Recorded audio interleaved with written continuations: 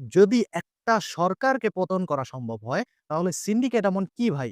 কেন পতন করা সম্ভব হবে না? বৈধ এবং অবৈধ মিলে মোট রয়েছে ২ কোটি প্রবাসী এবং প্রত্যেকের পরিবারে যদি ৪ জন করে পরিবারের সদস্য হয়, ৮ কোটি জনগণ।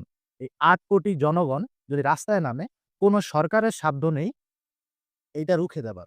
নাম্বার 1 নাম্বার 2 প্রবাসীরা যদি রেমিটেন্স শাটডাউন করে, প্রবাসীরা যদি বাড়িতে টাকা না পাঠায় ২ মাসের জন্য, আপনার চেয়ার টিকবে না। আসসালামু আলাইকুম। কেমন আছেন সবাই? আশা করি সবাই ভালো আছেন।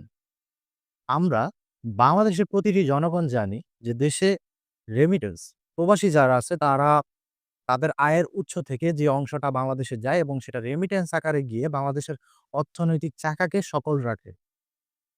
এই অর্থনৈতিক চাকাকে যেমন প্রবাসীরা সচল রাখে এবং প্রবাসীদের দিকে কিন্তু আমরা যত সরকার এসছে সকলের দেখছি অনীহা। উপদেষ্টা আসিফ নজরুল তিনি ক্ষমতায় আসার আগে একটা লাইভ করেছিলেন। আমি যদি ক্ষমতায় আসতে পারি তাহলে আমি সবকিছু মানে একদম ফাটাকেস্টের মতন সবকিছু মানে একদম অনেক কিছু করব। এই লাইভটা অবশ্যই আপনারা দেখছেন। আমার ভিডিওতে আমি দিতে চাচ্ছি না।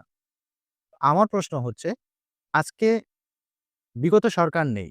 আপনারা যাদেরকে স্বৈরাচার বলতেন তারা এখন নেই এবং বর্তমানে বিমান সিন্ডিকেট কারা করে?